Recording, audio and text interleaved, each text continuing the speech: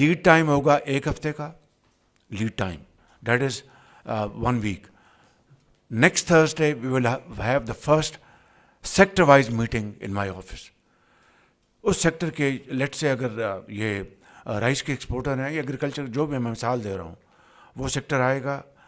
Lead time मैंने 1 हफ्ता दे दिया. उसमें तमाम जो मिनिस्टर्स एंड मिनिस्ट्रीज और अथॉरिटीज़, वो अभी this meeting finishes, they should start talking to them, meeting them. Karachi में है, लाहौर में, जहाँ उनको मिले और उनसे बात करें. मैं सेक्टर वाइज मीटिंग करूंगा अपने ऑफिस में.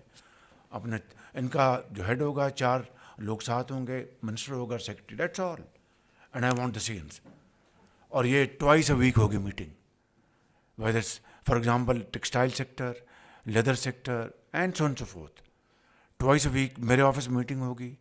सेक्टर को लीड करेंगे 4 लोग, और हमारी तरफ से जो कंसर्न मिनिस्ट्री होगी और सेक्रेटरीज होंगे, बैठ के फैसले होंगे. कोई गपशप नहीं होगी, बिल्कुल डिसीजंस, पीरियड.